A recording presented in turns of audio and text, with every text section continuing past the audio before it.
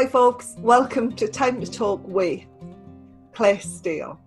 I've got to say I've been so excited about recording this podcast and talking to Clare about birds and bird dogs and just working as a falconer and working a dog and a bird together. It's just something that I've been so thrilled to be able to sit down for an hour and talk about. So get yourself a cuppa, settle down and listen to Time to Talk with Clare Steele. Take care, stay safe and enjoy the podcast. Bye.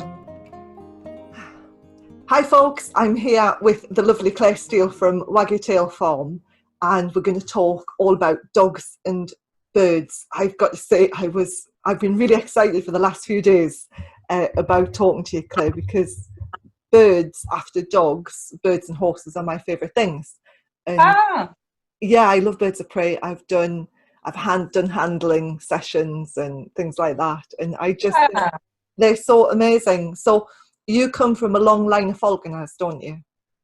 Yes, so started with my granddad and has gone all the way through the generations. So every member of my family is a falconer, actually, including my children do falconry as well.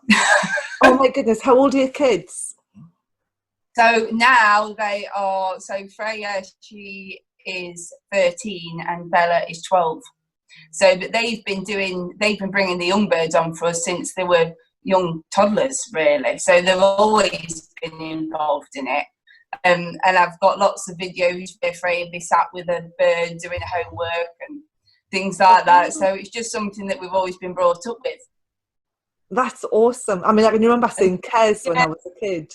And do you remember? Yes. I think that's where it started, you know, love of birds of prey. So you started really young.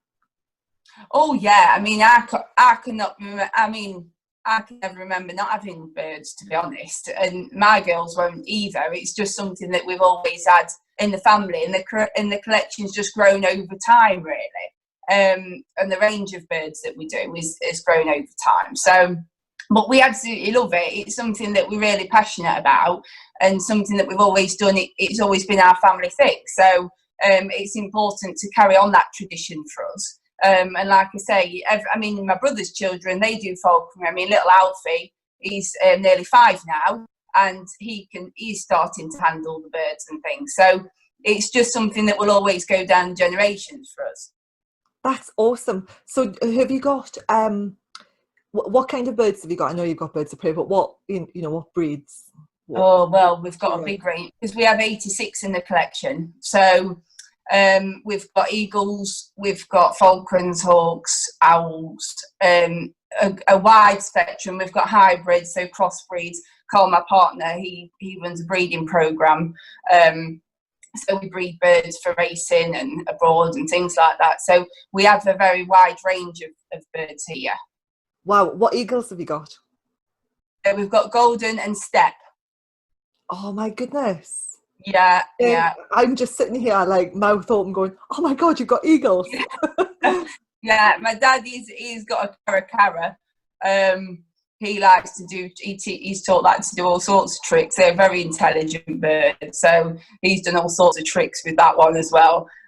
But they're just brilliant, and I think if you can have them and give them an outlet for what they do in the wild, then I think that's how it should be. We're not ones for just keeping birds for the sake of it. I think they should have an outlet for the natural behaviours, the same as I think dogs should. So we thought to keep that. They are very much, especially when the young birds, very much part of our family. Before they fledge, they're roaming around the farm, just walking around the farm, getting used to everything. So they're around the dogs all the time from being young chicks, and they just roam around freely as they want to, until they start fledging, and then we start looking at putting a little bit of controlling, so we're not having to chase them around and start the training then. But before they start their training, they're free to just chill out on the farm and roam around, and they just follow us around. Oh my goodness, that's just, my head's just going tick, tick, tick, tick, tick. So when I was little, I was a horsey girl. I was a horsey gal, and you see all of these I don't know how old you are, so I think we're a completely different generation, Claire, but I grew up on like Sunday afternoon matinee films, you know, Danny Kaye and Bob Hope and all the other, and quite blank, so you probably got no idea what I'm talking about. But things like Danny Kaye, you know, and The Court Jester is what I'm thinking of, and you would see these really lavish productions and very, you know, musical and quite twee looking back on them, but amazing. And they would always have the gentry on horses with a bird on their arm, you see, a hooded bird on their arm. Yes. And the men would have these big manly birds and the women would have these little birds. And so where does all of that come from? Before we move on to dogs and birds, but, you know, because I've always thought, oh God, it would be amazing to ride side saddle on a horse and have a bird on my arm. But yeah, well, the thing is, hunting with birds has been done for years and years and years. I mean, it's a very, very old tradition. I mean, it would be your falcons that are hooded, because you keep their hoods on really until you're ready to hunt them, you know. It's a bit like a horse having its, I mean, I'm not the best at horses, I have to say, but it's like a horse having its little blinkers on, I suppose, when you see them. It's a bit like that. And then you sort of dehood them when they're ready for working. So that would be to keep the bird calm. That's why they have their hoods on. Right. But I mean, it's a very old tradition, isn't it, falconry? I mean, it's been around for a hell of a lot of years. Yeah. I mean, and the falconry community, I think, is, you know, it's a very, you know, people do share information and things like that. We find it a very friendly community, the falconry community, and people is always willing to give advice. I mean, we're certainly like that. You know, if it's a new person starting out, you know, when they're wanting some advice, you know, we give a lot of advice out to new starters, because I think it's important that they learn how to do it properly from the beginning, you know, because it is important that they're not just flown on a line. They do need to be flown free, you know, and it's important that people learn how to do that training, really. Same as with dogs, I suppose, isn't it? Yeah. Yeah, start them right. Absolutely. Yeah, exactly. So are all birds, when you take a bird out, are all the different types of birds hooded before you No. Just falcons are hooded, yeah. Hawks are not hooded. Your hawks would, you know, they're more, especially your Harris hawks, they tend to fly, we fly them as a cast now, but they're very much a pack mentality, so they'll sort of follow the bird on, and they watch the bird very closely, and then obviously when the dog flushes, the bird will then come in and take over, but they very much work as a team. Yeah, they're my favourite. Are they? Yeah, they might, because they've got the pack mentality, the same as dogs, and so for me, I can really relate to the Harris hawk in the way that I relate to dogs, because the hunting family groups, don't they? So, the hunting family groups, and they're lovely. They are a lovely bird, and they're, you know, a good starter bird. So when our children start, that element of it, they always start with a Harris hawk. And then, so they'll bring them on until they're ready for hunting, and then we'll hunt them hard through the season, and then the girls can take back over until they're ready to be doing the hunting. Because obviously, once they get to that age, when they're ready to start killing and hunting, they need to have an outlet for that. So it's important that they get that outlet, you know, to steady them down and give them an outlet for that sort of behaviour.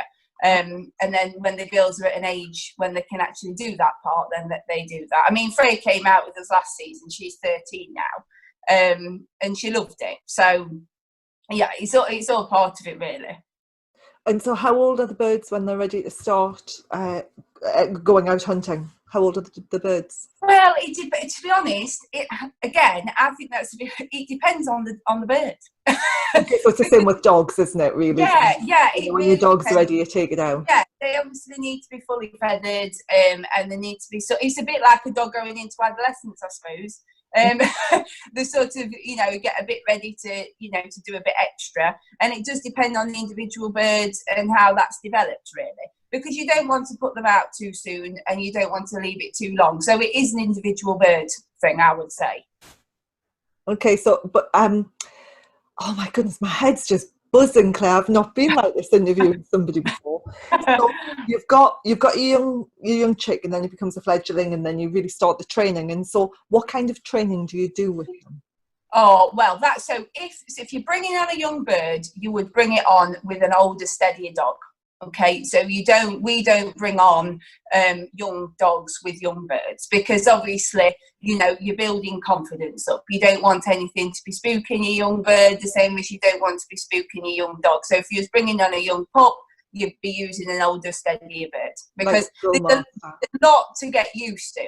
I mean, there's the noises, there's the flapping, there's the fast moving, you know. So if you think about the things, and then you've got all your social element of it, so obviously the environment and things like that, and different people, and, you know, so there's a lot of elements. We take a hell of a lot of time over that. It's important to get that right. So we spend a lot of time feeding them together. So, for example, you'll have your bird sat on the glove feeding, and you'll have your little pup sat at the side of you having their breakfast. So, and we get them sharing food as well, so they become part of a team. So if we, you know, we've got some meat, and we'll put it in the dog's bowl, and then take it from the dog's bowl and give it to the bird. So they're sort of sharing. So they've got that mentality of sharing and becoming a team. We spend a lot of time just being nice and calm together. You know, so we'll often be sat watching telly, have our bird on one arm, dog settled at the side of us on the other, you know, so just chilling and not being over erratic together. But at the same time, birds have got to get used to dogs doing their wiggly, you know, moving, especially when they're young dogs, you know, because there's a big safety element to this. I mean, you know, it's not just people think about dogs injuring birds, but birds of prey cause a lot of damage to dogs.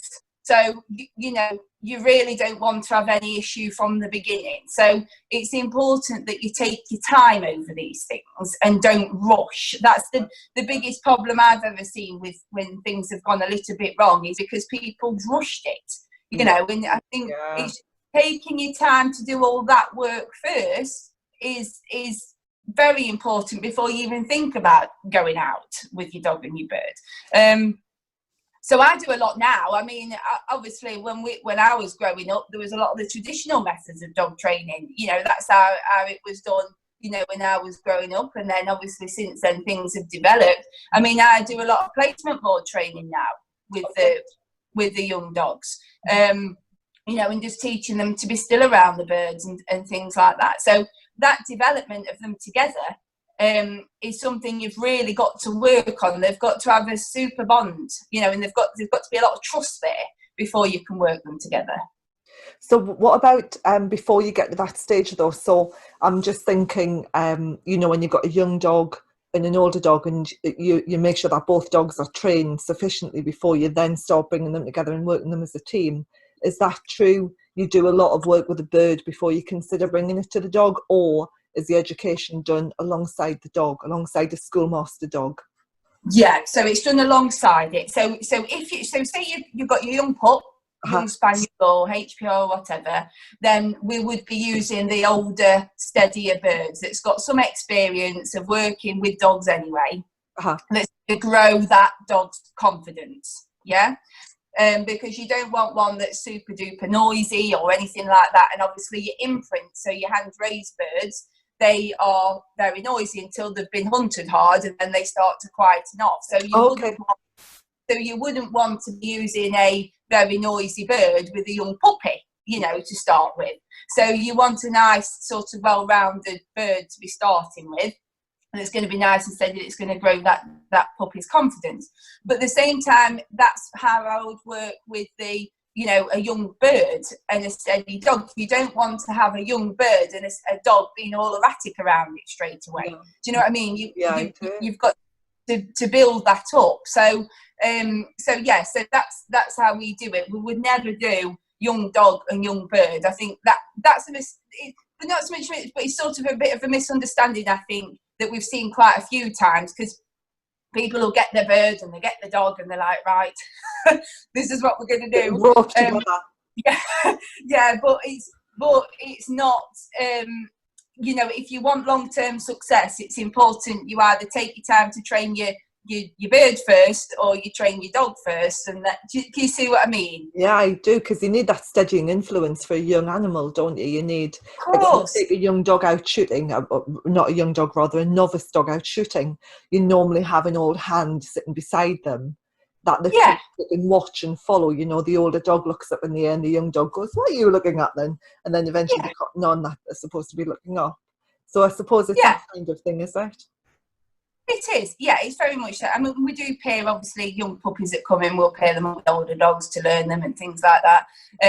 But I would say, certainly to anybody that's starting out with it, and do one and then do the other. So if if you're starting out in falconry, get to know your falconry before you start trying to train a dog at the same time, unless you know what you're doing with the dog, because both elements are very tricky, and it's something that takes a lot of time, and you need to take your time over it to make sure that there's no accidents when you're out and back. It's very fast when you're out there working. Your dog has certainly got to stop when you blow that whistle. Do you know what I mean? You don't want it running in on your birds and things like that. So it's important, because when it's all fast moving and that dog flushes and that bird's in, you need to know 100% that dog's going to stop, unless you're going to release it to go with the bird. So sometimes, because sometimes, especially falcons, can travel long distances. So some people will have their dogs running in with their bird.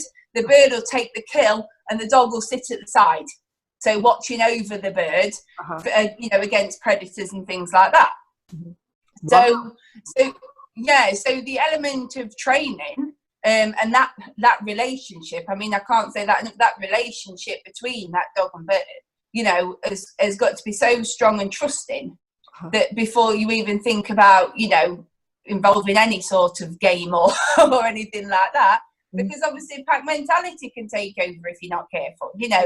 And then you've got the whole resource guarding issue as well, haven't you? Exactly. Yeah. So it's important to take your time and work it through and make sure you've got all your training. It's like with your HPRs, your pointers, you need them to hold a point for a long, long time. If you cast your bird up and that bird's waiting on, that dog's got to wait until that bird's ready to strike.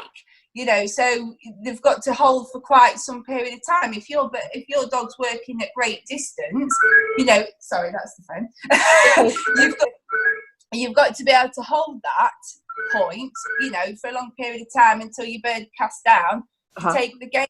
So there's a lot of steadiness involved, and there's a lot of making sure that they're definitely, listening. We have trackers on the birds and the dogs as well, because, like I said, they do travel. So the birds have little backpacks on.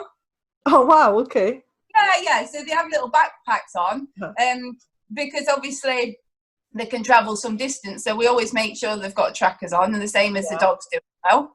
And also fitness wise, your birds have got to be super duper fit. I mean, our falcons will train to a lure, and then they'll be trained to a kite and a road crow as well. So they've got to be super fit in terms of waiting on. You can't expect them to do the job. It's like a runner trying to do a marathon before you've done a 5K. You've got to make sure that your bird is super duper fit. So there's a lot of element of that involved as well. The same as your dog has to be fit too. Yeah, no, I'm really hot on things, like age appropriate training, making sure the dogs are fit for purpose. And you don't introduce them too young to things from a psychological perspective, but also from a physical perspective. We don't want to over stress the body, because then the dogs can't work correctly and you end up shortening the life of your dog. So you use loads of technical terms there. So I'm familiar with some of them, but people who are listening won't be. So the lure, that's what you start them on, and that's the thing that you kind of swing. Swing, and then there's a whole something when you release it. So you tell me about the lure, because I know people are starting to use lures and flirt poles with dogs. Yes. And they don't necessarily understand how they work, certainly in relation to like HPRs. You would use a lure or a flirt pole very differently with a HPR to what you would with like a German Shepherd, for example. Yes. So what's the point of the lure for the bird as well as fitness? Because you just mentioned it from a fitness perspective. Yeah, so what you do is you start teaching them to strike the lure while it's on the ground, to start with, and then you'll start building the height of that so they can learn to strike as the lure's up in the air. Right.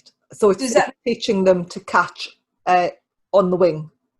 Yes, because if a parent bird was teaching a young bird, what they would do is the parent bird would go up, and drop the food, and the young bird would come in and catch it.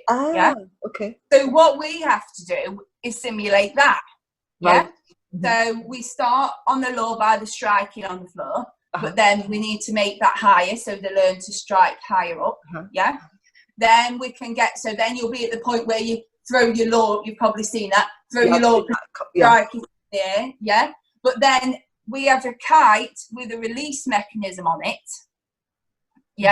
And so we can put the kite up and release the food up there, and the bird will go up to it. Wow. Okay. And then obviously you've got your road crows and things like that now. But that's how you get them. That's the point. So the lure is basically a starting point for us, and probably for a lot of people that do falconry. It's your starting point in teaching them the strike and the catch. Because they can be clumsy when they're first starting out. So it's just like dogs when they're all gangly. You've got so it's just a case of getting that precision, because obviously you want them to strike cleanly, from an ethical point of view. So we need to train that in. Some birds are clumsier than others. So that's how we start that process off. So that's where the lure comes in for us. God, that's brilliant. And have you, Craigie, my head's just buzzing. So have you got a preferred breed of bird to work for you personally, or that you prefer training? Yeah, everybody I think everybody in the family's got all different ones, to be honest. I personally like goshawks. Like what? I like goshawks. Goshawks, okay. I like to see goshawks hunting because they are so, what's the word? Deadly is probably the wrong word, but they're so keen. They're like, they're on it, if that makes sense. They're very, you need to know what you're doing with a goshawk because they're very strong-willed, a lot of them. And it's certainly not a bird you'd start out with. If you're starting out, like I say, you need to be thinking more of a Harris hawk, to be honest. But goshawks, are very keen, and that me and Carl and my dad actually, we all like goshawks. But from a falcon point of view, I don't think you can beat a peregrine. Okay. So but Carl, he likes his jays. My dad likes his jays as well. So it's all it's personal preference, I think, sometimes. I think it is. I mean, I can remember training at the cricket club years ago, and we put down there was loads and loads of red kites and buzzards, and there was at the time they'd released some sea eagles on Salton as well. So I can remember when I first moved to Wiltshire, I was driving along, and this blooming sea eagle came down and picked up some roadkill, and off it went. And I kind of went, "Oh my God, what on earth was that?" This massive wingspan. But we used to have the kites and the buzzards when we were putting down rabbit balls. They would come down. You'd put down a rabbit ball for a memory. By the time you got the other end of the field, the birds would come down and it, like so funny. The poor chicks, it's like you're supposed to bring me a rabbit and you brought me rubber. So funny. I absolutely love birds of prey. And have you got a preferred breed of dog to work with them? I haven't got a preferred breed, to be honest, because I think they all have a different role to play. Do you know what I mean? With the birds, we don't tend to use retrievers. It's HPRs or spaniels. I mean, springers or cockers. Mainly been springers, to be honest. Mm-hmm. Like I said, I was brought up mainly with German short-haired pointers, but now we have 4 Vizslas. Another Vizsla person. I seem to be surrounded by people who talk to me about Vizslas. I love them. Really? Yeah, I do. Yeah, I do. I think they're lovely. I think they're lovely dogs. They're good I think they're just a nice all-round dog, to be honest. That's what I like about them. They're nice natured. They've got a little bit of sensitivity to them, you know, which I think's nice. But it is when you're working with birds. You don't want, you know, a dog. You don't want a dog to be super duper strong. You want it to be, be a bit of a team player. So I do find. So the HPRs would be perfect for that because they do a lot of hunting information as well, don't they? Yes, yeah. So I mean, for us, like I say, it's mainly been the HPRs, but with Spaniels, it's been Springer Spaniels, English Springer Spaniels. And I've got a little pocket that I'm bringing. I think I trained. There was a Falconer years ago in Tidworth, and I'm sure he used to use Brittany Spaniels. Is it Brittany's? I know quite a few Falconers that have Brittany's. But we've never used them personally, but I do know quite a few that do. Yeah. And there seem to be that all around. It's just, I think it's just preference sometimes. Do you know what I mean? I think that's what it is. And like I say, we've always sort of, I've never not, it's only been in recent years we've not had a German pointer, to be honest. Oh, really? Okay. Oh, yeah. I mean, I've never, all my life growing up, we've always had a German pointer. Long or short? Short. Okay. Yeah, and we've always had them, and we've always had them. See, because things have changed over the years. You see. See, when I was growing up, all our dogs were kennelled, and got them out and we worked them, and they were kennelled. Well, all our visitors are inside. Do you know what I mean? Isn't it? So and they still can do the same job. It hasn't affected. Good to hear because, as you know, I've pushed and pushed pet gun dogs for years, and that you can have a really good relationship with your dog indoors and still work them. And there's still people writing books that are saying you can't have a relationship with your dog if it lives indoors. Yeah. So it's that, it's a bit. I mean, my little cocker, she has she's got an internal kennel, so within the house. I don't have her in the main part, but because I'm working with her, she's a very young dog. She's very erratic, so we're working on that at the moment. So she does best to sort of to live in that way. That's better for her. But the Vizslas, like I say, all of those are indoors. Whereas I never had growing up. We never had any of our working dogs inside. No. I mean, it's just not something that we would have considered, really. And to be honest, when I first started my dog training career, and like with the Cambridge Institute and things like that, I mean, when they were saying about that all the dogs were indoors, I was thinking, why would you have your dog inside? I thought it was all strange. You know what I mean? I honestly thought it was weird. I was like, you can't do that. So, but now all mine are inside. It's funny, isn't it? You've got a better relationship with them, Claire, for being indoors.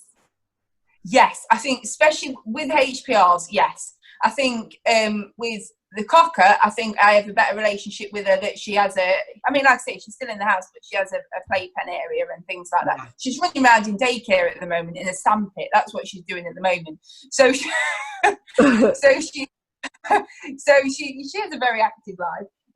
But yeah, so I think I do honestly think, especially like with the Vizslas, I have, they sit with me on a night time and watching, and I love that. And, and when we're bringing on the young birds and we can sit and we can have the birds in there with us, and, I think you have a lot more time with them because you spend time in the house, don't you? I think it's a lot of pack bonding. I've only ever had my dogs in kennels when I lived in New Zealand, and it was because we were renting and the landlord wouldn't let the dogs inside. And I found it quite soul destroying, actually, not to have my dogs at my feet. And I don't know if you can remember Angus from the call. Yes, I can.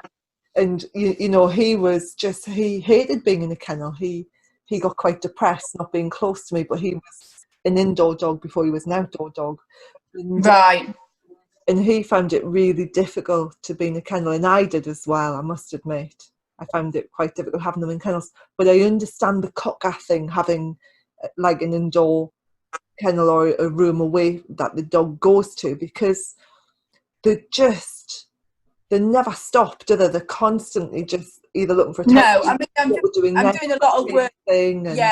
Yeah. I mean, I do a lot of work with her on just training her to be still at the moment, just being calm. But she's got, obviously, everything overstimulates her. So, you know, when it comes to pairing her with the birds and things like that, everything in the house is just so over arousing for her. Do you know what I mean? And if I didn't have other dogs, if I could just concentrate on her, you know, and you know, over a long period of time, yes, obviously you can train it in and everything else, but for her, I just think for that particular dog, it's the best setup. Does that make sense? And she would get a lot more out of her training. And like, for example, like I say today, because we have a daycare facility that runs on the farm. My mum runs that, and our daycare it's not just a free for all dogs run around and everything else. We're not one of those daycares. But it's with my mum's got a beach area set. My mum used to work in a nursery, so she very much sets it up as if she was setting up a nursery. So all the stimulation, sensory stimulation. There's a whole beach area out there. They've got a sandpit, water sprinklers. We've got a sniffy corner. So she's out there enjoying all the activities and learning her social skills with the other dogs and things like that. And then she'll get rid of some energy, and then I'll bring her out and do some training, some placement board training. I'll sit with her with the bird for a little bit. And do you know what I mean? So we structure the day like that. Whereas I find with my Vizzy, especially like my one that's 3.5, he's happy to be in the house, have a little blast, you know, on the big field, then do some work with birds. Do you know what I mean? And that works best for him, you know. So I think they're all individual, and I think you've got to adapt to that, haven't you? You definitely have to adapt. I mean, I've had different. I've only very rarely had more than one dog of the same breed at the same time. I've always had different breeds in the house. And you do, you know, when you're handling a supercharged high energy dog, and then you put that lead down, and then you pick up a very calm but very sensitive dog, and then you put the lead down, pick a different type of dog up. And you definitely have to, you can only ever work with the dog at the end of the lead, and you've got to adapt your training style and your mannerisms and your energy levels as well to complement the dog at the end of the lead. Yeah, definitely. Definitely no one size fits all. Claire, can I ask you, because although I'm passionate, absolutely passionate about birds of prey, and as I say, there's a World of Wings is just up the road from me, Cumbernauld, and I'm a frequent visitor, I'm a frequent flyer. Whenever I can get up there, and they fly things like vultures, and it's just having a vulture down over your head, you know, is quite incredible.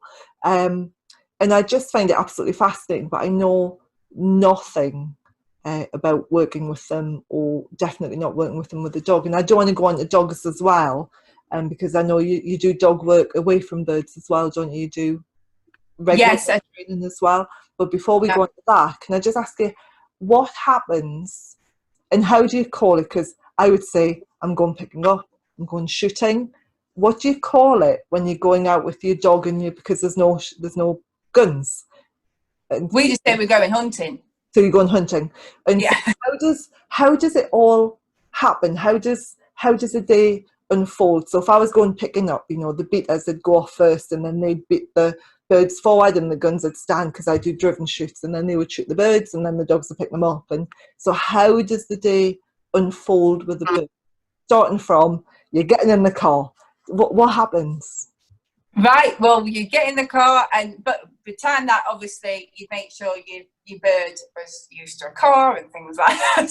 So we've got a fully trained dog and a fully trained bird. So we're not cutting any corners. We've spent ages developing the bond between the dog and the bird, and they're both trained individually and they're trained as a team.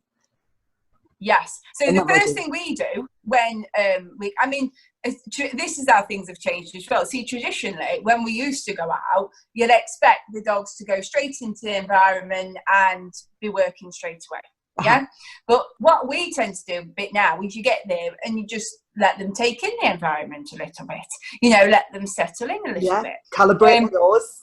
Yeah, let's just, take in the environment, think about what we're doing a little minute, get the silliness out, and then start working. So I actually think that first initial part of settling in is quite important. And you tend to find you get a lot more kills if you allow that to happen. Yeah. So that's what we do when we first get there. So we just, have the obviously the bird on the glove, and the dog will be sat at the side of us and let them just take it all in. Yeah? And then, so depending on what you're working, so if you was working a falcon, obviously you've got to think of the weather and the thermals and things like that. So if you was working a falcon, you would send your bird up. Yeah, so you'd cast your bird up and let that start, rising and things like that, and let it be waiting on. Yeah. Then you cast your dog off to hunt. So you'd let your dog be starting hunting. So if you was working a HPR in this instance, obviously you cast them off to hunt and let them get on with the job. Very much, we don't tend to interfere too much by that time. Obviously the dog knows how to hunt. You don't need to be overhandling. Let them get on what they're bred to do. Yeah, I know I see a lot of people that like to handle, but I think it's important that you let them get on with it. Yeah, because they do know what they're doing by this point. And then what you do is your dog would come on point. Yeah. You'd then obviously be paying attention to what your bird's doing. So if your bird's ranged out a bit too far away from your dog, you want to be calling your bird in a little bit back closer. Yeah. So it's paying attention to what's going on a little bit. Do you use the whistle for the bird? So we whistle for the birds. Some we do. Some will use verbal.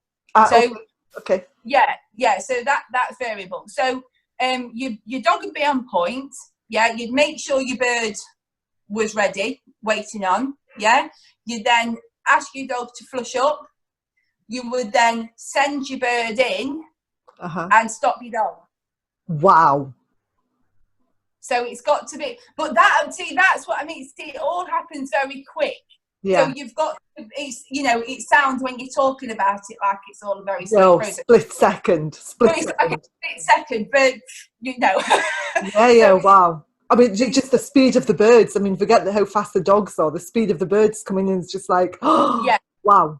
That stop has got to be a stop. Do you know what I mean? You don't want any. That's why the training element of that is so important. Do you know what I mean? Because if you think about that from a dog's point of view, and their natural instincts, you've got a bird coming in at speed. Do you know what I mean? So, any dog that, you've got a tendency to chase and things like that, you've got to be sorting that out straight away because you don't want that happening. Do you know what I mean? So it's got to be a stop, basically. Yeah. Now, if I've got a dog there that's a keen retriever, I will then let the obviously the bird get the kill, but then I might put a retriever out, over there for the dog, as a reward. As a reward, so because some dogs, they're happy just to hunt and point and flush. Do you know what I mean? That's it. But they just like doing that. But you get the odd one that really, really likes the retrieve. Yeah, so I think if you've got a dog like that, you don't want them to lose momentum with that. No. So then, we'll put a retrieve out and let them have a little retrieve for all that work that they've done. And then what do you do? So the bird's made the kill, the dog's got a retrieve. What do you do? Do you go over and take the kill off the bird, or what happens next? Yeah, so you don't. So with falcons, they obviously, and hawks, they have a crop. Yeah. So if you don't want them to be eating all the way through the day. Yeah. So what we do is we'd swap them back. So you don't take your kill away from your bird because that's going to get you into trouble. Yeah. So what you do is you swap it. So we'd have the glove and have a little bit of food on the glove and swap it. Yeah. Yeah. So because, especially a goshawk would have no problem with you, coming and giving you a little jab just because you took its food off it. So you need to, you need to make sure that you've got that balance right because they've got to trust you. So we do a little swapping. onto the glove. Uh-huh. And then obviously by this time your dog's done the retrieving, you've got the dog sat up at the side of you, and then you've got your bird away, and then you're ready to go off again. That is amazing. So what do you hunt with them, Claire? So again, depends on the bird. So the falcons, it's all your sort of game birds, so pheasant, partridge, depends what land we go to and things like that. With your hawks, we'll go rabbiting. Uh-huh. You know, because hawks and they'll have no problem with your rabbit. So with hawks, we tend to go out rabbiting with them. Okay. And it's all food for the birds. So that's what they're hunting for, the food, like the wood in the wild. Uh-huh. And would you ever take, the pheasant and have it for your dinner as well, or is it going straight back to the birds? No, we always give it to the birds, to be honest. They hit it so hard. It's... Okay, so it'd have to be casserole. You couldn't put it out like a roast pheasant. You'd have to chop it up and curry. No, being hit at that speed's a bit, So, no, we tend to use it as bird food, basically. And any bones and things like that we give to the caracaras. Oh, wow, okay. So what about the eagles? Do you do any hunting with the eagles? No, because we've not really got enough ground up here for the eagles, to be honest. We fly them, obviously, but we don't hunt with them here. You're in Scotland, aren't you? So you'll have loads of ground up there. But no, we don't. The eagles mainly is a breeding programme that we run with them. And we do fly them free, but we don't hunt them. God, Claire, it's just amazing. I could just talk to you all day about birds. It's just awesome. So what do you do with, is there anything else you want to say about birds before I start talking to you about dogs? Although I'm sure I'll be back on birds in 5 minutes. No, the only other thing I was thinking because obviously you've got the choice here with your stop. Now I said to you, you've either got your stop whistle there, or what you can do is let the dog go with the bird. Oh yeah. Okay. And the bird will strike and get the kill. Then you blow your stop whistle, and your dog will sit up at the side of your bird. Okay, but so is your dog still moving as the bird comes in for the strike? Yeah, so it's like it's sort of alongside each other sort of thing. And then your bird will strike, and you blow your stop, and that is a respect and a trust thing. Is that? Do you know what I mean? Because your dog's going to let your bird have that kill. Yeah, isn't it? Do you know what I mean? And that dog's really got to listen to your stop whistle and say, actually, that's not yours. Do you know what I mean? So that's a real team effort, is that? It's so lovely to see that happen, because that's such a respectful thing. Do you know what I mean? Especially like when, your bird's eating and you've got your dog sat up at the side. Yeah. I think it's lovely, that. It is. It's amazing. And the bond that between the dog and the bird, and the respect between them to be able to do that. I've been on shoots where, there's a bit of argy-bargy over birds. So when you're picking up at the end, you're sweeping up the field, and two dogs get to the same bird at the same time, and there's a bit of, back off kind of thing. Yeah. And you can't have that with a dog and a bird, because they would both be. Well, yeah. Yeah, and that goes back. That's all about your early training and your time you spend with them as a team. That all comes from that element, and that's why it's so important to take your time over that. My goodness! So how long would you be working the birds? Years, like year-wise.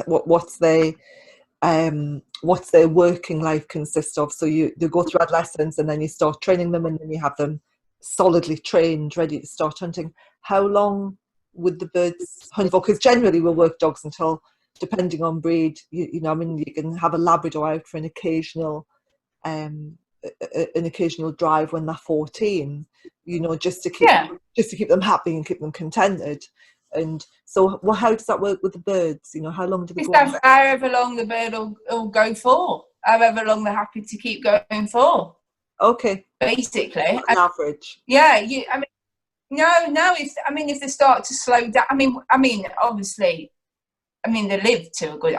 We've got some owls here that are 20-odd year old. Wow. Age-wise, but but you work them wherever they can work, because at the end of the day, that's what would happen in the wild. They wouldn't think, oh, I'm not going to eat anymore, so I'll just not bother. Do you know what I mean? So, yeah, I do know what you mean. Not like the dogs. Not like the dogs. Come on, feast. No. Yeah, I didn't realise we had owls as well. Sorry, Claire, what did you say? Oh, yes. Yeah, well, that's the thing with the birds. I mean, yes, obviously we're going to feed them if they don't get their own food, but, you know, you're working on the basis of what they do in the wild. So you want them hunting for their own food, really, don't you? Yeah, definitely. You know, to keep them occupied. So, yeah, but we have a range of owls. Always had owls.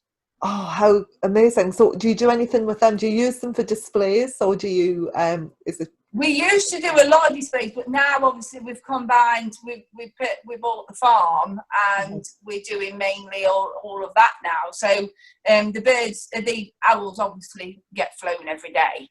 But training an owl, training a hawk and a falcon is quite different, because owls don't have a crop. So the food goes straight into their stomach. So your training time is very small, because they just get full very quick. Yeah, too many treats and game over. Yeah, they're like, no, I'm not moving now, I'm full. So which is fine. So they tend to be a little bit more stubborn as well, to be honest.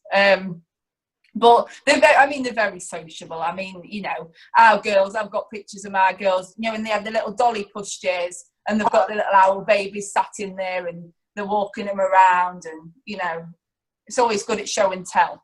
You know, I bet. What have you got? Oh, here is an owl. And I've got a little hamster.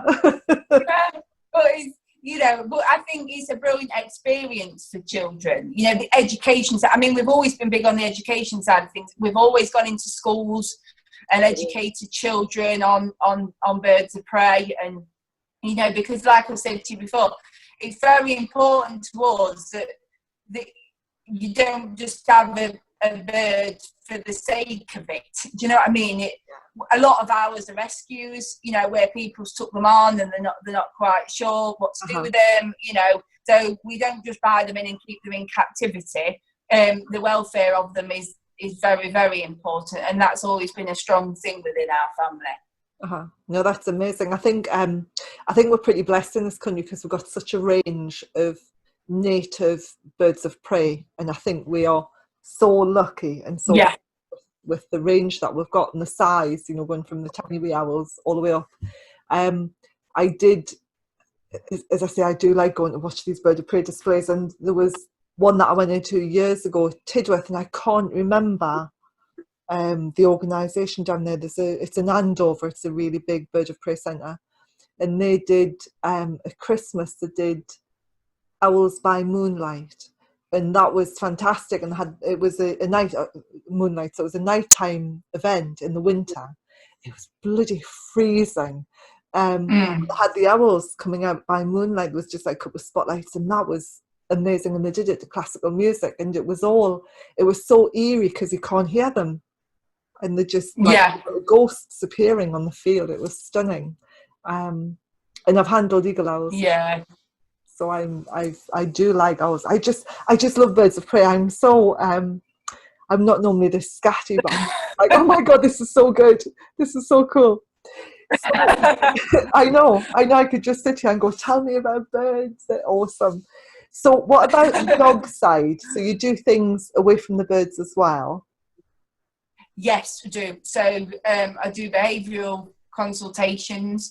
I have general pet dog classes. I have a pet dog class, but then I have a class for working breed dogs. So they can have an outlet for that. So they're just pet dogs, pet dog owners, but it gives the dogs an outlet for natural behaviours. So basically, we train them as, you know, as gun dogs. They never want to go on a shoot or anything like that, but the dogs just enjoy it, which is what it's all about, isn't it? Really, it is. You know, most dogs, even if they go picking up or beating, you know, pretty much most of the year, 95% of the year, they are pets, and you have to get them, train them in the way that their breeding dictates, and it makes them much more contented, doesn't it? Well, yes, definitely. Well, it came about this because I was seeing a lot of behaviour cases. There was actually frustration from dogs that didn't have an outlet for natural behaviours, and then this is how it came about with the class for doing that, because it wasn't really a behaviour case as such. It was just more frustration from the dog. Yeah. Can you see what I mean? And educating the owners on what the needs of the dogs are. So that's how that came about. And then it was the same with the daycare, actually, because on here, you see, we've got fully enclosed paddocks. We've got goats and chickens and things like that. So we get the dogs used to livestock and, and that type of thing. So if there's dogs that have problems around livestock, we've got some milk-fed goats and things like that. So they're very dog friendly, actually. They can walk on a lead, actually. My daughter's trained on a loose lead, I hope. With a clicker.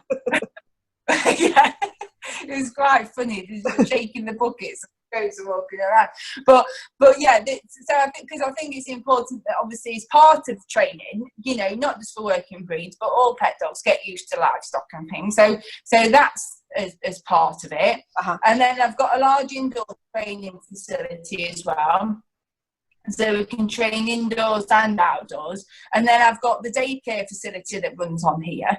And like I say, that is set up to provide a lot of mental stimulation for the dogs. Yeah. So they come and they get their social skills. Obviously, I've assessed the dogs in advance before they come in, so I know what they're like from a personality temperament point of view, so we can match them up appropriately. I get a lot of working breeds that come, so they're very sort of busy little dogs. So that's why we've got the digging pits and we've got the water, and there's all sorts of different activities we set up for them while they're here, and they can enjoy having a nice day. Then some of them will have a training session while they're here. So I do one-to-one training sessions, either with the owners or I'll do it with the dogs, and I video record it and set homework for the owners. So we do quite a lot of different things on the farm, but it's all done as a family. Like I say, my mum, she does daycare with my sister Kelly, and Carl, he runs the breeding programs with the birds, and he flies the birds alongside my dad, and then me and my dad, we do the training together. God, that's amazing. And whereabouts are you based, Claire? We're Lincolnshire way. We're Gainsborough. Okay, that's great. And do you I'm assuming by the nature of the work, all your dog bird work and your lessons is all one-to-one. Do you do lessons for people with their birds? Do they bring their birds to you and you do lessons with them? Oh yes, yeah. So so we definitely will have people that have birds, and they're either wanting to do some work with the bird, or they've got a bird and they're wanting a dog, and they're wanting to learn how to bring their dog on. We do that. So we do all that element of it as well. We do programs where the dogs will come in and stay in with us, either with the bird work or with the training side of things, and we do videos for the owners and things like that, so the learning carries through, and handover sessions. So we offer quite a range of things on the farm, really. Great. Yeah, so we really, and it's lovely to work as a family, and all do it together. It's nice that. I think that would be really good. So do you do taster days as well? So for people like me who's just got this real interest, I love my gun dogs, but I've got an interest in birds as well. Do you do anything like that where people can come along with you as you work your dogs, so get an insight into it to see if it's something they'd be... It's not something we've offered previously, but it is something we're looking at doing. I mean, the plan was obviously this winter, but with obviously all this lockdown situation, we're not quite sure how that will pan out. But our plan was to do something like that this winter.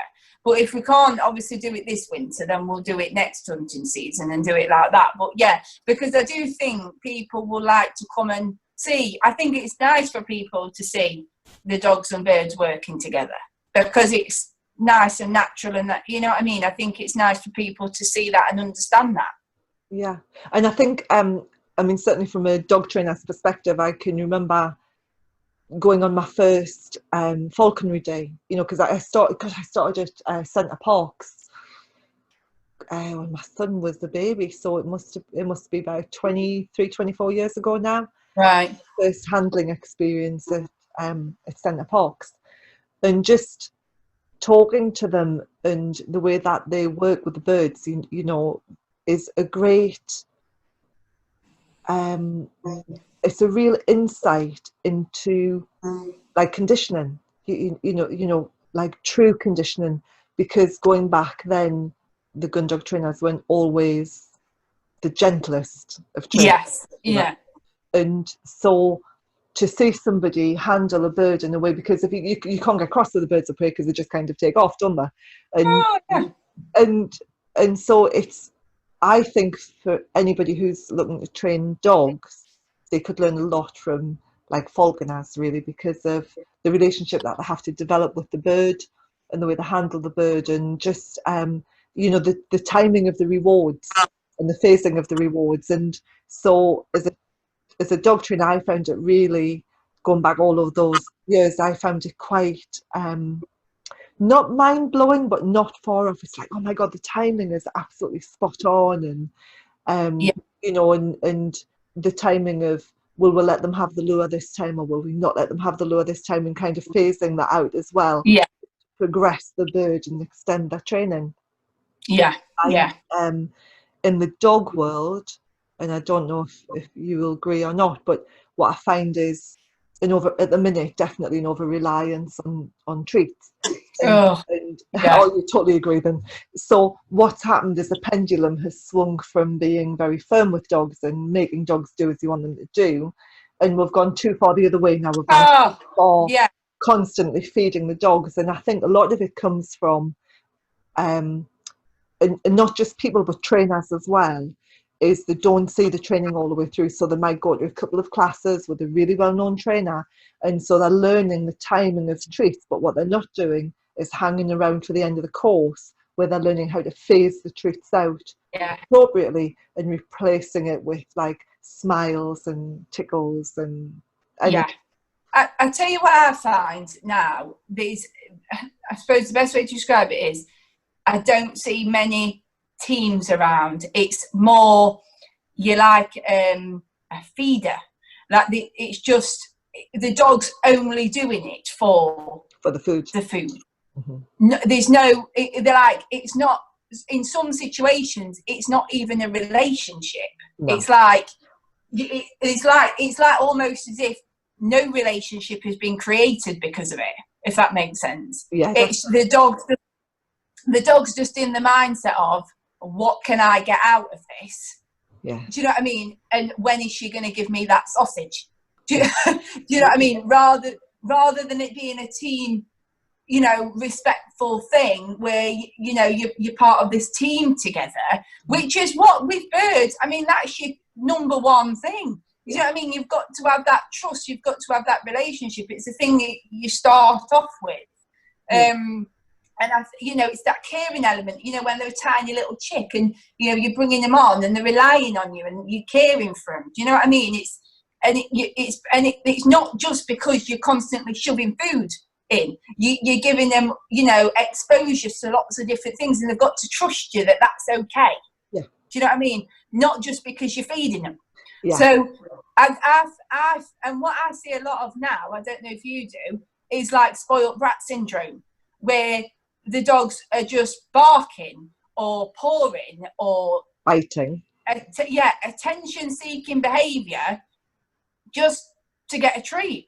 Yeah, I mean, I talk about a lady called Dee Stedman a lot in my books. You know, I'm constantly saying, you know, Dee taught me this, Dee taught me that, and Dee taught me balance, because I was trained by a behaviourist in New Zealand who's no longer with us now, Noel Hutchinson, and he did nothing with food. He didn't use any food, and he didn't use any toys, and it was all about building that relationship. But and because I did competition obedience as well as gun dog work, and so when I came home, I was still very much in the mindset of, you don't use food and you don't use toys to train. And then I met Dee Stedman, because I did try it, when I was in New Zealand. I worked with a clicker trainer as well, and I just found it was too much food, and I found that the clicker got in the way of the relationship that I had with my dogs. And when I took Bart, my lab, with me to New Zealand, and the first thing they did was give me some mince to train with, and Bart had never been food trained, and his mind just went boom, and he turned into an absolute delinquent with the food training. And so I pulled back on the food training, and I found it very difficult to find that balance of being positive but not being permissive. And it was Dee Stedman, she's a ticket handler. She's competed with Crufts with her dogs, the most phenomenal handler. And she helped me understand the importance of balance between food and toys and energy and rewards, and that you can have food rewards and still have really, really strong, immovable boundaries. And that was the missing piece for me, you see. So I'd gone with somebody who was all about boundaries, with not an awful lot of positivity. And I'd also been with somebody who was all about positivity and very little boundaries. And Dee, for me, was that missing link. She who taught me you can be positive, but you can still have boundaries. And so I class myself as a positive but not permissive. I'm a positive trainer, but I am not permissive. I think that's a good way of explaining it, to be honest, because I mean, like I said, obviously, I was brought up, the old-fashioned dog training ways, because that's how it was when I was young. And you certainly, wouldn't want your dog to be running in on your bird and things like that, so there was it was a no messing approach. And that's how it was always seen as being done. But obviously, since I've developed over the years and learned more about behaviour and things like that, and learned new ways of training, I don't know how to explain it, but I've just moulded away my ways, if you know what I mean. And I do agree in the fact that, and I think as well, it's looking at what is a reward to that dog. Yeah. So for example, my little cocker, she's out and about. She's not interested in sausage or cheese or anything like that. She just wants to hunt. Yeah.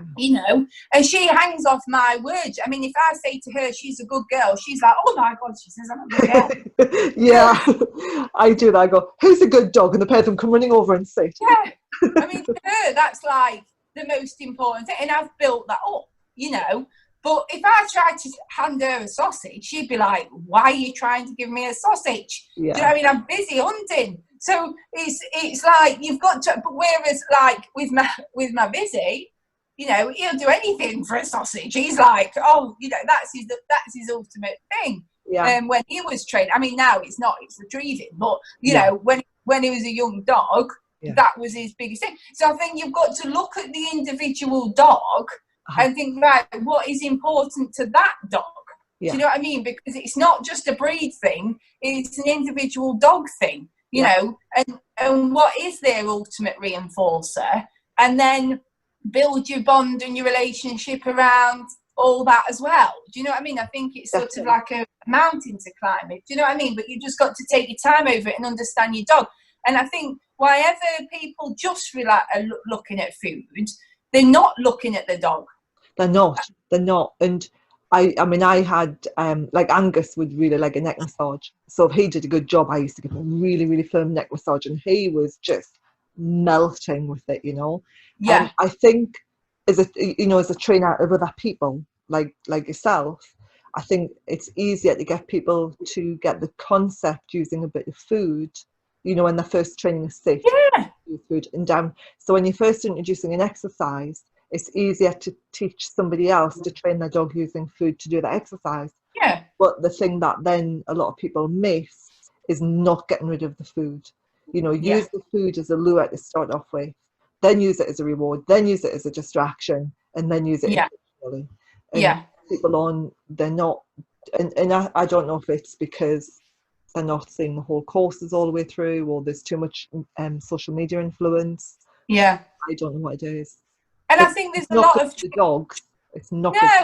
No, and I think a lot of it is what I see a lot of is treating them for nothing. Oh yeah. They're just I mean, from a working dog point of view, they want to do something, don't they, for a reward? Do you know what I mean? But I see a lot of people just treating for no reason whatsoever. Do you know what I mean? So, but because they're doing that, they're forgetting to give the dog a little stroke, or, do you know what I mean? Chill out with them a little bit. Gets in the way. They're so focused on putting treats into their mouth, they're missing that. So, that bonding element of having a dog, I think. And the little nuances of behaviour as well, it's just like a look, a smile, a tickle, just that lovely eye contact with love. You just feed your dog and just, I mean, over the years, I mean, when I first started, like I say, when I first started the Cambridge, I mean, the fact that people even had the dogs inside was strange to me. So I've sort of had to come, I've gone sort of all the way through it, and I've had to sort of find a way through it. And there's some things where I think actually I don't agree with that, and some things I think, I do agree with. But I think it's finding your way through it all and getting the right balance for the dog that you're training. I think that's. I mean, obviously, I don't use any of the traditional methods anymore. But I'm also on the mindset that there's a lot of the situations now where people are afraid to say no to the dog. Yeah, I know. And you see a lot of behavioural problems because of that. Do you know what I mean? So I'm sort of very aware of that as well. And it's difficult as well, because on social media, if you speak out and you say, well, you should really be saying no to your dog. Oh, I can't say no. And then you have this massive keyboard warrior lashback. She's saying no. She's saying she's really evil. Yeah. All of a sudden, you're a negative trainer just by saying no. I know, it's mad. Yeah, it is something that I've sort of struggled with over the time, in sort of getting how you come across as well, because like I say, people are so quick to pull you down for it now. And I don't think teaching your dog that no is no and having some boundaries is negative. I think actually it's helpful for the dog. I mean, it is, because dogs are intrinsically pack animals, and people will be going, oh my god, it's not a dog pack anymore. And the whole thing about you're not your dog's owner or your dog's leader, you are your dog's guardian, which is something that I find, like, actually, according to the law, I own my dog. I would actually take really good care of my dog, because not only because I own it, but because I'm in charge, which makes me the leader. So I find the whole semantics about it very difficult. But when you look at a dog's intrinsic behaviour, it's part of a pack, and any animal that lives in a social group will have a hierarchy and will have rules to that hierarchy to make sure that the pack survives. Because if there was no rules, it wouldn't survive. No, and if you live in a multi-dog household, you can't just go letting them all do what they want. It's not a free-for-all. You don't. I'd have a lot. Can you imagine? With all mine, I mean, HPR spaniels. I'd have all on kids, birds. I'd be like. But they do. I mean, I've seen dogs that jump up. I mean, I saw Working Cocker once. I was sitting talking to the owner. She brought the biscuits out. Next thing I knew, Working Cocker in the centre of the dining table, eating the biscuits. And I went, oh, so this is a problem. I have to be honest, I'm a lot better at training dogs and birds than I am children, though. I'm working on that. But I find dogs and birds easier. Oh, man, I know, especially at the minute. It's been such a joy talking to you. I'm conscious that it's I could keep talking to you for another hour easily. We've been chatting for an hour, believe it or not, but I could easily talk for another hour. Well, you can always come down, and you can always come and see us sometime. You know that, so Thank you. I was holding on for you to say that.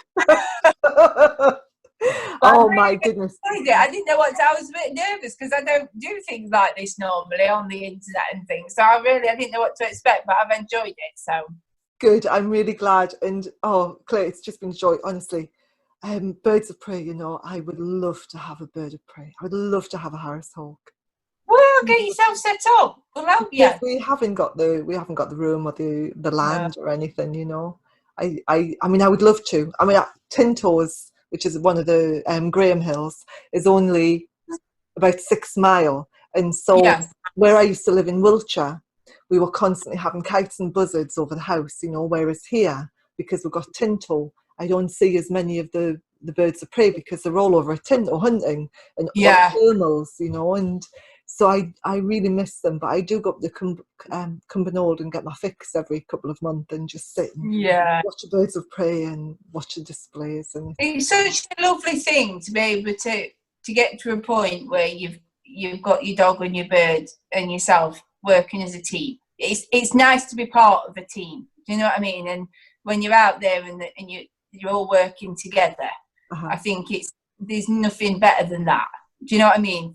For us as a family, because the dog's got an outlet for natural behaviours, the bird's getting an outlet for natural behaviours. You're there as part of the team of it. Do you know what I mean? And I just think it's so primal. I mean, it just takes us back to where we're born, really, doesn't it? It's just like, this is it.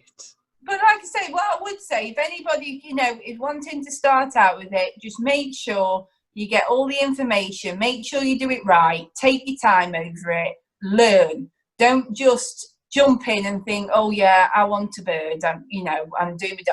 Take your time over it, get some advice and learn how to do it properly so that both your dog and your bird does get the right outlet for the natural behaviours, because that's the key thing. Yeah, that is great advice. I mean, I've hankered after Harris Hawk for like 20 years, but it wouldn't be fair on the bird. It wouldn't. I haven't got the setup for it.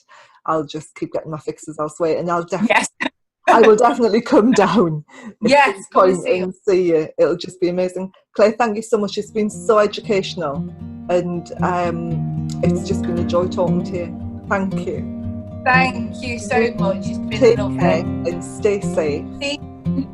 Yeah, same to you. Enjoy. Thanks, Claire. Thanks for coming in. Thank you. No worries. Bye. Bye-bye.